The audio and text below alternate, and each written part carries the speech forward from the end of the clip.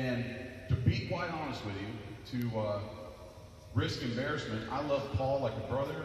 We fished together. We worked over here in the fair, shared the office together. You know, I couldn't tell you what his real name is. That's a true story, Reno. I don't got a clue. He's Paul Adams. Like, what are you? And I was thinking about what I was going to say today, and I thought, man, I love him like a brother. And when his mom, she introduced herself, I was like, she must have got remarried or something, because her name ain't Adams. But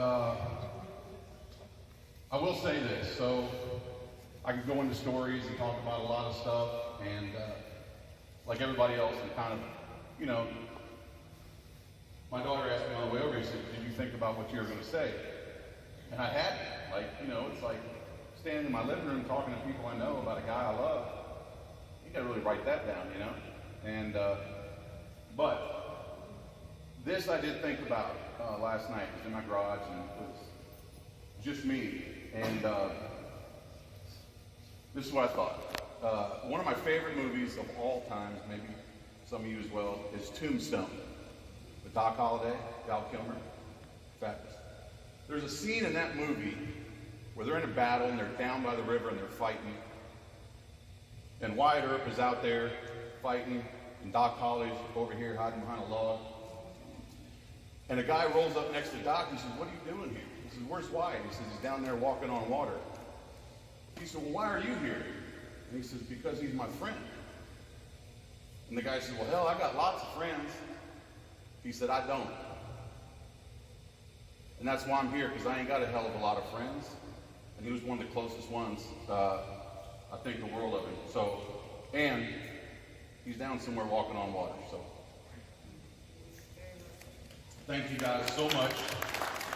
I wish I had funnier things to say. Like Paul would say, we're all professionals, Stephen. We're all professionals here. So, anyways, thank you all for your time. Everybody, I know you had to be here, and because you know, I said this to her earlier, and I mean it in the craziest way, because that's how my mind thinks. I'm so happy to be here and to be able to celebrate his life, and at the same time, this sucks, and I wish there was somewhere else I was today. But I love him like a brother. I don't know how you guys worship, but I talk to him in the car. I hear funny stories in my head a lot that I can't tell here. And, but that's why I keep him around. So, anyways, love you, Paul. It's going to be, I don't know who's coming up next. Is JC leaving me hanging? Who's that? David Young. Woo! I said some stories I couldn't tell. He may tell them. That's right. Just look on the booking sheet, you'll see who's next. Okay. Well, he'll probably tell you, everybody, I don't know anybody that was closer than David, but anyways, you said, what am I going to say? Have fun with it. I don't know what to tell you. All right. David Young, ladies and gentlemen.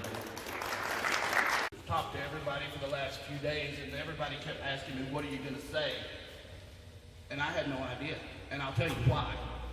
Paul used to email me right before TV, and he would always say, I need you to read this, I need you to know this, I need you to live this before you come to Nashville, Tennessee. And every time I would walk in there for TV, the first thing he would say was, where's your script? And I'd say, did you send a script? And he would say, did you read it? And I'd say, of course I read it. Of course I read it. I know exactly what we're doing. Let's go do it. So right before we walk out the curtain, he'd start to open the curtain. I'd say, oh, by the way, I have no idea what we're going to say when we go in here, and I have no idea what we're going to do. And then the look that I would get as soon as we stepped out the curtain, and he would just do the slow turn and look at me. And we'd go out there, and we'd have to play off each other. That's exactly what we did in real life, too, because everything we did, we played off each other. Like, we lived to make all of you mad. Especially Dookie, and I don't know why we singled you out. I'm so sorry right now for it. For some reason, when Dookie got mad, it was like the greatest day of our lives. We would literally call each other and be on the phone while we were making Facebook posts. start a fight with each other on my Facebook wall and just dare Doogie to say one word in it, and then we would take it to Doogie's Facebook and take over his entire page. And just, it was so much fun. I'm so sorry, Doogie. I really am. Like, he would just literally just laugh out loud. And we used to set each other up too. I mean, just constantly set each other up. I remember, everybody in here knows who Gary Douglas is. Gary. Yes. Gary. One Christmas, I was with my family and had to drink because I was with my family. And I decided to make Gary mad. And I posted a picture of Gary and Lyle Lovett beside each other and said, "Holy cow, he's not aged well." And he calls me, or he didn't call me, he wrote me on Facebook Messenger and he was like, "Take it down right now. I'm not," he said, "that man is not attractive." And I said, "I agree, neither one of them are." So about 10 minutes later, I get a call from Paul, and he was in New York with his family. And he said, "Listen, I'm in church. What did you do?" And I said, "I don't know what you mean." He said, "Gary Douglas just wrote me an email and he's cursed me in every way, shape, and form and blocked me from Facebook." He said, "This could be some of your finest work." He said, "If this doesn't become a Christmas tradition, I don't want to speak to you anymore." And he hangs up on me. And that's what I'm going to miss. I don't have that anymore. So if I torture you on Facebook, it's because I miss Paul. Not because I'm just trying to be mean to you and make you mad at me. Paul was one in a million. One in a million. And to have him as my friend is like the greatest thing that ever happened to me. I've done a lot of things, and I could tell you a saying that we always said to each other, and that's, everybody dies, but not everybody actually lives. And that's exactly what he did. He actually lived, and I think he did more in 47 years than most people can do in 10 lifetimes. I mean, just the stories we have to tell, and the things we've all done, and I miss him. I really do.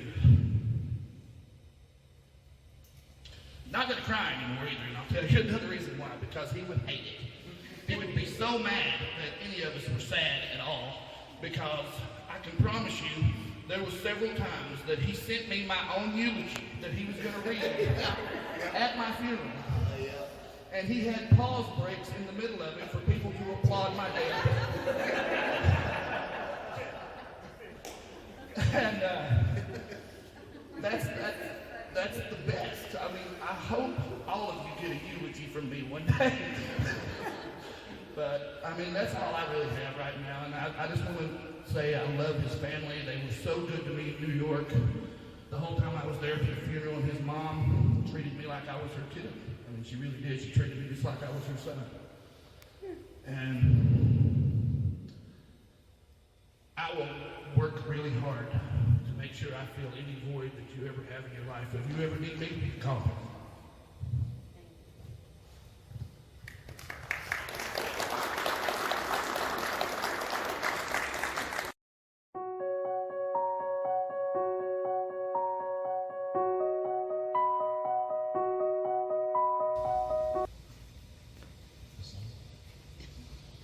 How am I supposed to follow that? Right? My goodness. Well, the folks that have spoken today are a lot smarter than I am, because I have to write my stuff down. And you forget. I forget. Thank you, Betty. I didn't forget picking you up, though, did I?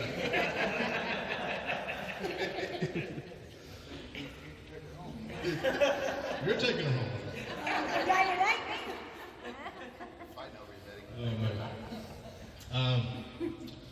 First off, I'd like to thank everybody for being here today, and of course everybody that's played a part of making this day happen. This is his Nashville family, his Southern family. A lot of us didn't get the opportunity to go to New York and be there for his funeral, so we want to remember Paul in our way, and Sorry we didn't get to make it to the funeral there, but he's always in our hearts, and it's it's sad. We're all empty inside. We're hurting. The rest of us, for the rest of our lives, feel like we're going to have a void that's going to be there. And if Paul was here today, Paul physically here, I know he's spiritually here because we've already had a few mishaps over at the barbecue plate. But if Paul was physically here right now, I could hear him in that New York style attitude. He would say, "I cannot believe everyone gave up their Sunday afternoon for this. Are you people crazy?" I can hear him say that. But I want to thank Mary and I want to thank Pete for having Paul. I don't know if it was an accident or not, but the rest of us, everyone here, are very glad that Paul entered our lives because he touched our lives and hearts. He'll never be forgotten.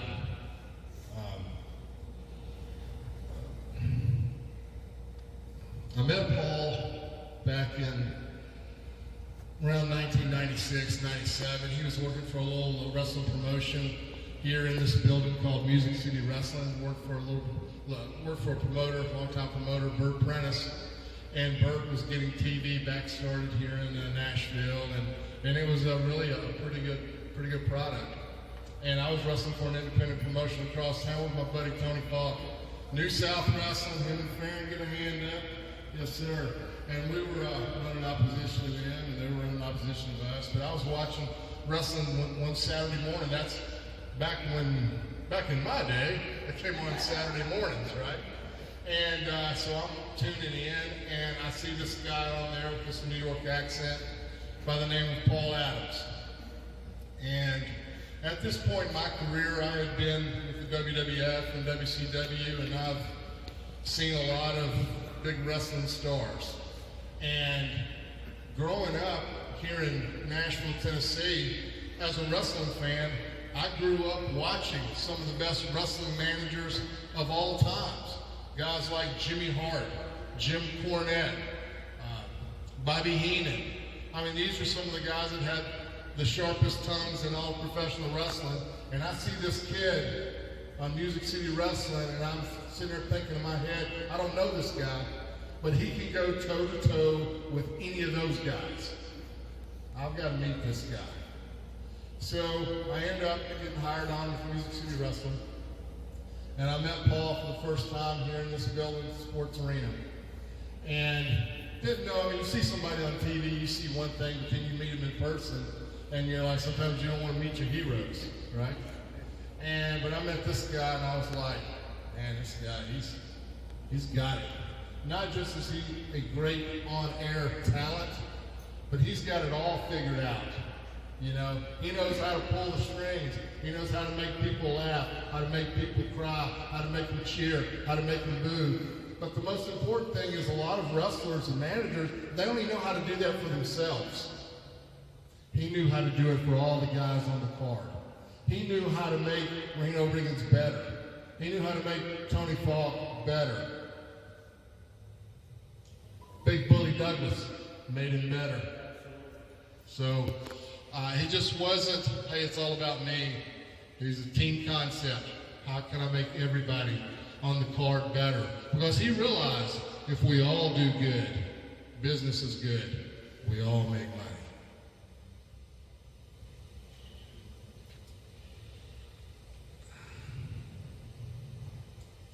A lot of you may not know this because I spent a lot of time with Paul on different projects. We worked together with a little promotion I had here called Main Event Championship Wrestling. And he was not only a star featured performer on that program, but he was my right-hand man backstage. A few years later, we teamed up together and did a little promotion, me, him, Tim Tomlinson, a little promotion called Southern All-Star Wrestling. Then went to Showtime All-Star Wrestling because we went from being on cable access to being on network TV. And you sit there and you think about that, that's like being a baseball player playing single A ball and getting called up and you're starting shortstop for the Yankees. and to be able to have traveled that journey with Paul was mind-blowing. A lot of folks don't know because, like you said, you know somebody, but you don't really get past that wall of really knowing them. And I felt like Paul and I had a strong relationship. And Paul was a very deep religious man. A lot of folks may not know that, but if you worked with him side by side on a lot of different projects, you would see it flare up.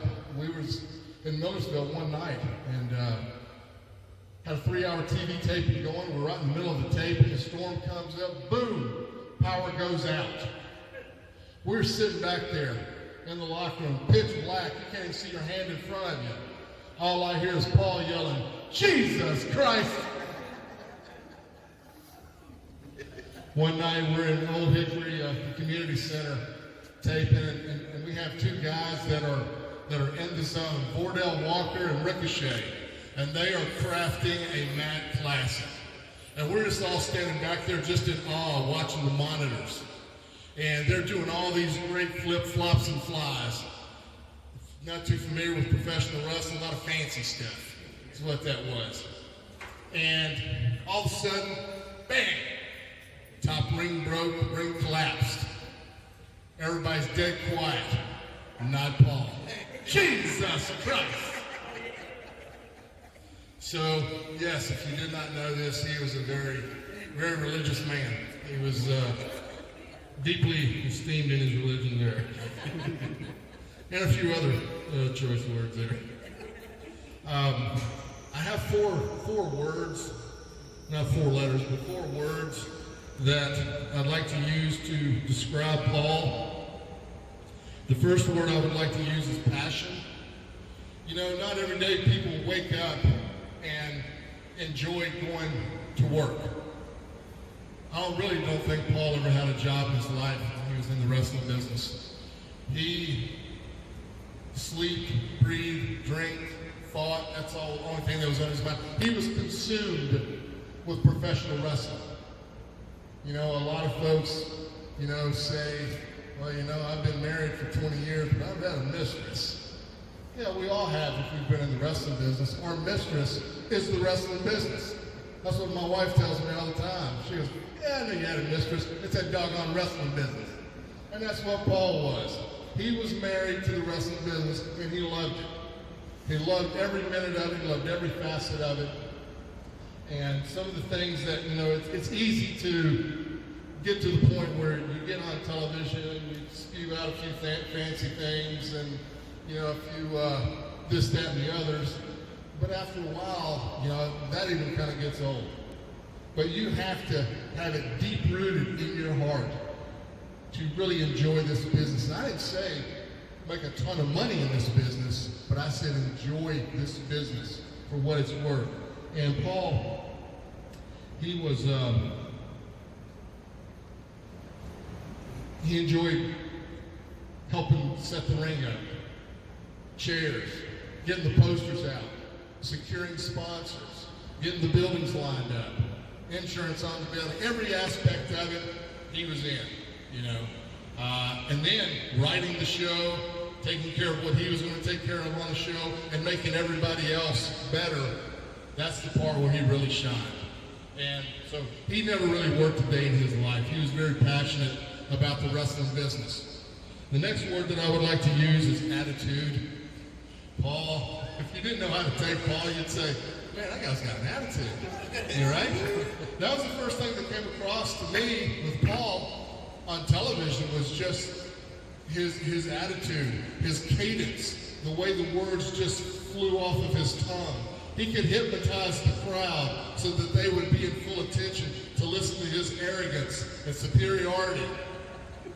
And they sit there just on the edge of their seat and loved it. Right, Betty? Yeah. Right? Right, Bonnie? I got 2 of the best in the business here tonight, ladies and gentlemen. So, attitude is the second word I'd like to use. The third word I'd like to use is underestimated. Paul was a very imposing figure. He was just a normal guy. But he could have the respect of everybody in the locker room and not even raise his voice. You know, and if you didn't know Paul, you could fall to that trap of underestimating Paul. Paul is very smart, probably one of the smartest guys in the wrestling business that I've ever met in my whole entire life. And I've been around some guys that know, like I got Tony Falk here tonight. I mean, I know some smart guys, right? And so I felt like it was kind of a shame that Paul came 20 years too late. If he came in the era of the Jimmy Harts and the Jim Cornettes and the Bobby the Brain Heenans, he would be on that Mount Rushmore of managers with those guys. Just sometimes it's timing. And unfortunately, you know, it was a little too late. The WWE and the other major companies got away from having managers, and just the industry changed. But he exceeded and excelled at other things behind the scene, and I felt like I said, one of the best minds that I've ever been around, one of the most creative minds that I've ever been around. I used to just sit back, and I wouldn't watch him and Timmy edit the show. I would wait till it come on TV so I could watch it, so I can get the full experience. I don't want to see Timmy and Paul edit an interview or a vignette or anything that they were going to do. I wanted to see it in its entirety at that point. And then I could judge whether or not it was good or bad. You always got the thumbs up for me.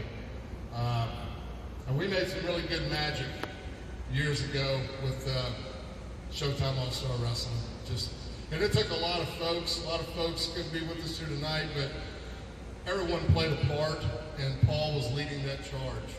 So my hat was off to him for that. The last word that I can use to describe Paul is love. Paul was loved by his family, loved by his colleagues, and was the guy that the wrestling fans loved to hate.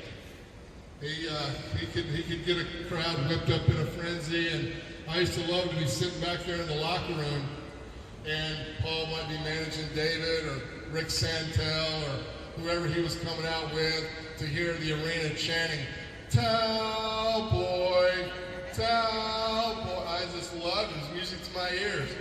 And I'm sitting back there looking at my old partner Steve, and I go, how are we going to follow that, right?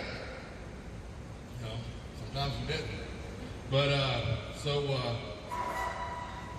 Paul was loved by everybody, as folks we have here tonight. And across the internet, I know Dave's had hundreds of people reach out to him and offer their condolences, and to me, and a lot of you others, they've reached out to you as well.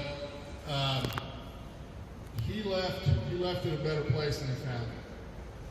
You know, he was remarkable. So the four words that I've just used: passion, attitude, underestimated, and love. If you think about it, P for passion, A for attitude, U for underestimated, and L for love spells out Paul. And that's what he was. He was loved. We're going to miss him. This is a tough one.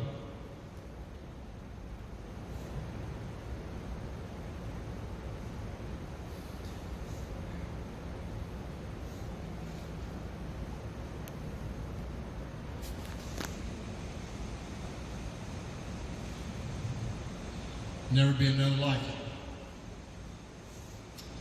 And how fitting for us to say,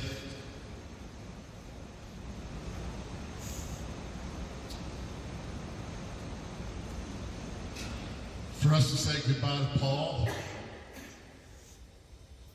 in the Nashville Fairgrounds Sports Arena. No better place.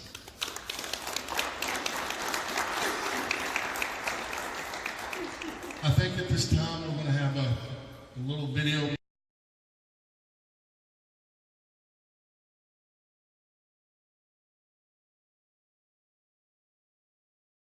Yeah. All right, so I met Paul Adams in 1997 when Bert Prentice first came to Nashville and was doing the NAW, and we were doing TV.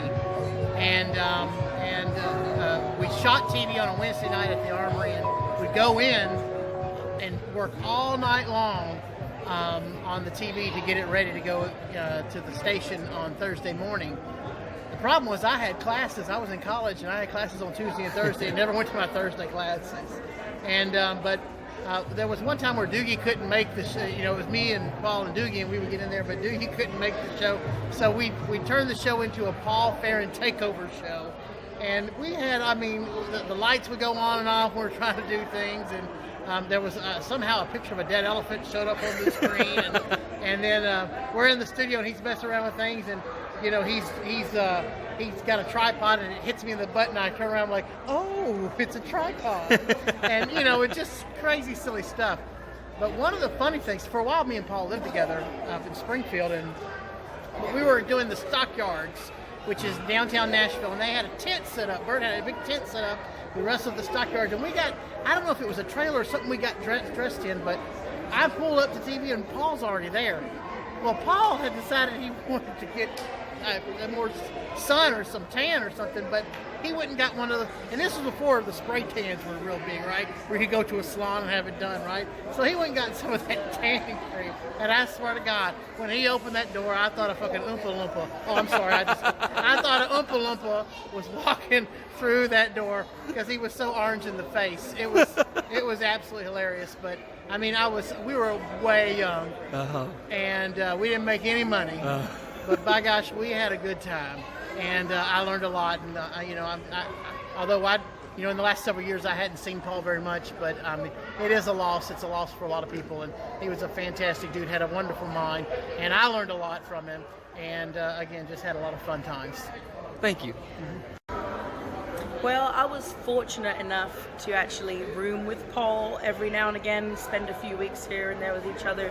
And one thing that's appropriate to the season more than all the other little stories I have about him is the time that I actually experienced my first ever Southern Thanksgiving, and my good friend Paul was by my side. I'd never tried deep fried turkey or any of these different casserole dishes because we don't do that in England, you know, turkey goes in the oven. So we went to Bert Prentice's house, and it was a big congregation, lots of people there. Usually every year Bert has a big turnout for Thanksgiving.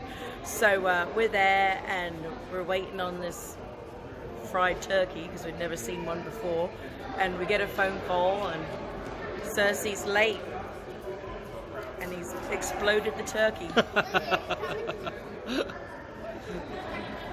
So he arrives with a platter of rock hard, blackened and exploded bits, and Bert explodes Mike. And we're like, well, we got to be polite and try something. Didn't go down too well. And then there was this eye-catching dish on the table that was all kinds of different colors and melted and bubbling, and I didn't know what it was. I've never seen anything of the such. Paul didn't know what it was, and we were poking each other and saying, well, we got to eat some of it because we got to be polite. Somebody's made it, and we're all sitting here and we're all being watched. So he had no clue what it was. I had no clue what it was. They don't make those things where we come from. So we took $1 each and we went and sat down and eyeballed each other. 5, 4, 3, 2, 1. Chewed it up. Oh, sweet potatoes and marshmallows. That's what that was. I said, is it good? He goes, it's good. I said, yeah, it's good. I said, are we getting any more? He said, no. That was Paul. Hey, Michael Horvitz, everybody calls me Doogie, Michael Graham. I remember he was just behind me, but Cliffy D. He was DJing one night. It was McFadden's. And we were just doing our thing. Me and Paul hanging out. I think a bunch of the other guys were there, and it was a particularly wild night, but they all were.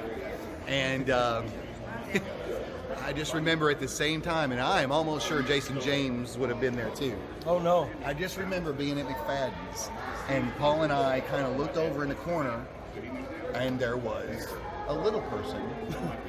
You know, whatever, it's all good. It's all good. But he was standing over there, black guy. He had his kind of foot up on the wall, and he was kind of sitting back all cool. Had nice clothes on and stuff. And I kind of poked Paul, and I said, see the dude over there? And Paul says, yeah. I go, we got to meet him. And Paul goes, he's got to work for us. And that was when we had. And he did. He did. That's when we had Big Dollar. And so we got him to come in as Big Dollar's security. I remember guy, this. And he was half dollar. And it was born that night. I remember leaving McFadden's laughing about it because we were like, because Paul goes, oh my God, I got it. He's half dollar. And dude, it was genius. It was genius. Immediate genius. I mean, he like saw the guy across the hall and goes, that guy's going to work for us. This is what his name's going to be, and it's going to be awesome. And he was right. Yeah, man. I mean, like, genius and no fear, man. You know what I'm saying? So, love all these memories. Thank you, Paul. Thank you. SAW. Paul Adams calls me and he says, Santel, what are you doing? I said, man, I just sold my bass boat. And he goes, did you sell it for cash? I said, yeah. And he goes, how much money did you sell? I said, well, I sold it for 10 grand. The guy paid me 10 grand in cash. Do you have the money? I said, yeah. He goes, let's bring it. I goes, let me call you back. So he calls me back. I get off the phone, he calls me back. He said, can you be at Reno's house? David Young's going to be there. We're going to cut a promo, and we need that cash. I was like, yeah, I'll bring it down. So in $100 bills, I have $10,000. We show up at Reno's house, and he said, okay, this is what we're going to do. You walk around the house, you screaming, Paul, David, have y'all seen I feel like I'm missing money. Have y'all seen a $100 bill or two laying around? I feel like I'm missing money. And I'm counting the money, and I'm counting $10,000 in $100 bills. So as I walk into the bathroom, I'm supposed to open the door, and David's going to be like this. Paul's rubbing shaving cream all over his back, and he's shaving Paul's back. But so when he tells me about it, I go, does David know about this? He goes, no. We'll tell him when he gets here.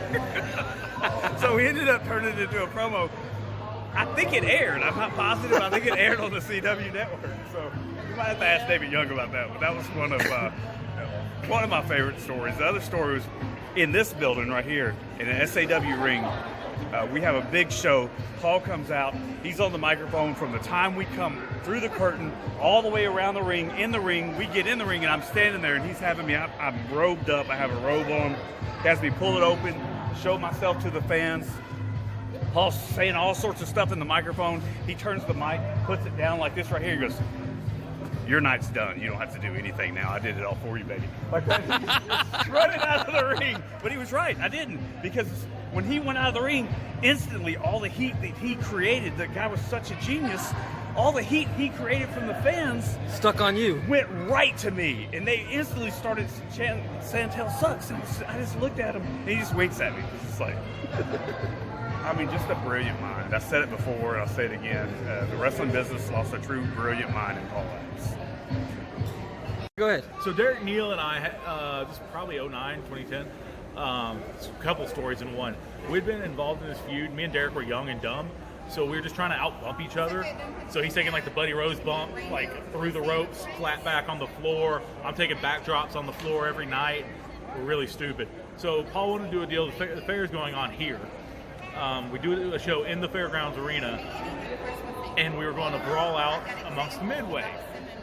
We thought we were just going to brawl out amongst the midway. He stops us. He's like, no, we're going to do that in post. So the show's over. We've cooled down. And then we have to go out, no adrenaline, in a cold night, and brawl in the midway. So we go out there, and it's probably still here. There's a guardrail that I take a big hip toss onto. In the guardrail. Hurts like hell. I didn't get a good shot. Let's do it again. Do it again. It's bent even worse now. Oh God, it hurts. One more. Oh Jesus. Take the final one. This thing's bent like this now. We fight the rest of the way through the midway. I'm dead. But we're still doing this deal. We finish here. Then we have a show at The Dog, gourmet hot dog spot in West Nashville. We're going to brawl out again, because that's what me and Derek do. Brawl out of the ring. Can't hold it in the ring. We brawl up these apartment steps, and Paul wants me to take a bump down. Oh. Well, it's really narrow. It's not like the steps behind me here. It's really narrow. It's made for like one person, maybe two if they're really tight to come down. So I have to go ass over tea kettle. And I do. And he comes up to me afterward, and I'm in so much pain. And I just go, I can't do this anymore. I just can't. He's like, oh no, I was gonna tell you that was good. I'm like, I hope so. The blow off to the whole angle was loser receives 10 lashes. We're doing this in Lebanon. Do the deal. I beat Derek. This is way less intense than all the rest of our matches because we're both broken. And Derek's like, just lay these lashes in. After about 5, Derek's like, maybe a little lighter. 6, 7. I give up. Now, his last 3 are really weak, right? Fast forward, I think Showtime had already stopped. And I just started finding a whole bunch of myself on YouTube because I'm really bad about bringing my camera and never taping my matches. So I just start sharing stuff that I find with me in it, right? Not looking at it, not watching it. Get an email. Hey, you might want to take that one off because I'm sharing them on my Facebook page. And I go, which one? They send me the link. I go to it. And it's the one where I'm whipping Derek, right? And I'm like, oh man, why? So I watch it. Didn't look at the title yet. And it's slow mode of just me whipping the shit out of Derek. The title, first uploaded by a thing called Huge Wrestlers. The title of the video, Big Dominant Muscle Bear, whips beaten opponent. So I send it to Derek. We think it's hilarious. We send it to Paul. Paul goes, oh, I know. That's got more views than any of the shows ever had. You guys are over. So, Paul got me over with the bear community, Daddy. I appreciate it.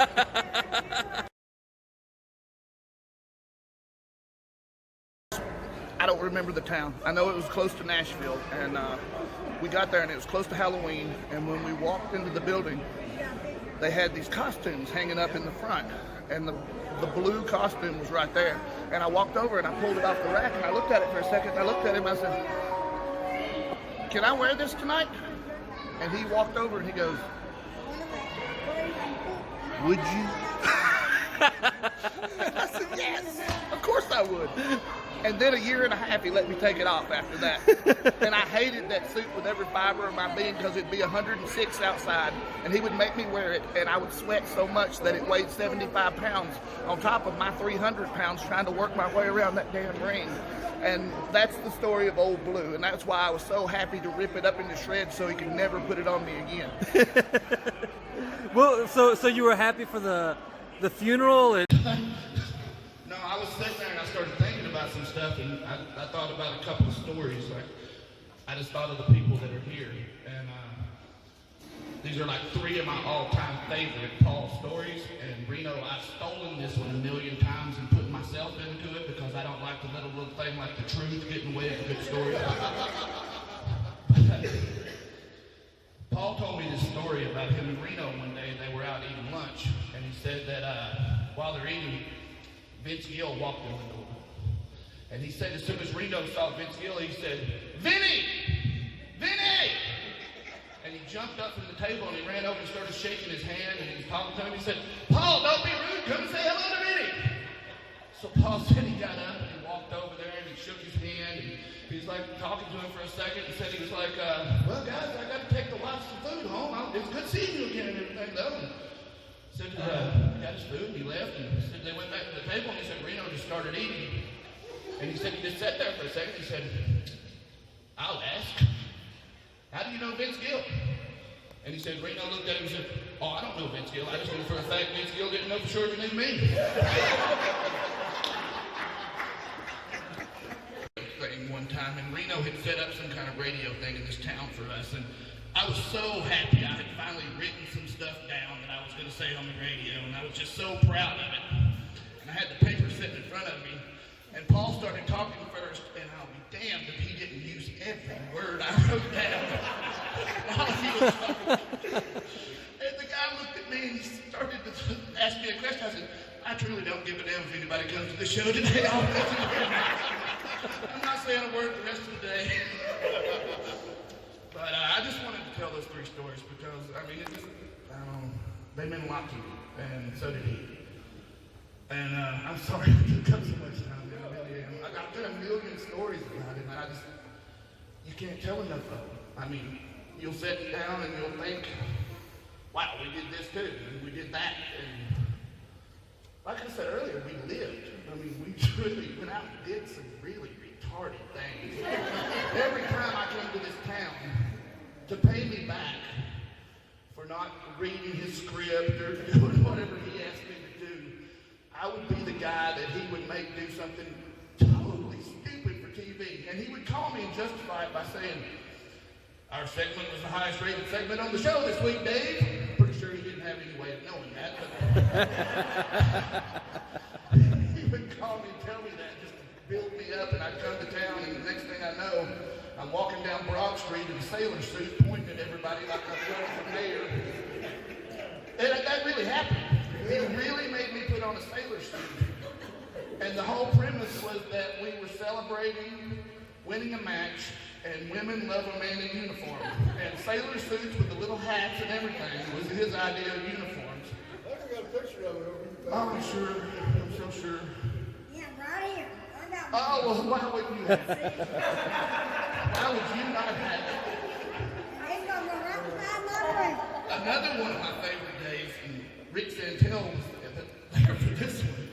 And we did a shoot on location where we jumped some people at a restaurant that you own stock in, I think. And we were out in the parking lot and we jumped them. So we were going to film something at the abandoned building next door, like we were going to go to the Sizzler, and Sizzler was closed. And while we're filming it, the police come sliding in. And they really did, and they're like, we heard there's a fight in the parking lot, and you guys threw a body in the dumpster. And everybody there was like, I have warrants, I can't talk to them, you guys go ahead. So Paul and Rick Santel had to go talk to the police, which is nowhere near what any of us thought was a perfect situation. But I'm gonna miss that, man. I need that when I come to this town. I need that kind of crazy. So Reno, you're really gonna have to step up your game. I don't want to take up any more of your time. I just wanted to make sure you guys get on that. Then I saw Cliffy come in, and as soon as I saw Cliffy, my favorite night with Cliffy is when we would go to the clubs where Cliffy was DJ. He would always have me and Paul stand at the DJ booth with him all night long. And one night, Paul, we were about to leave, and Paul, for some reason, just decided to fall face first off the stage onto the floor. And we helped him up, and he said, I'm a professional, I meant to do that. I was trying stage diving, nobody got me. And I said, wow, the way you screamed and threw your arms like that when you flew through the air, I would have never guessed that you were a professional and did that. That's awesome. And we had to help him to a cab. And of course, his version of the story was he woke up the next day with some poor girl with an X on her hand, and he had no idea who she was. Which I highly doubt that was the truth, but it means of the story. And then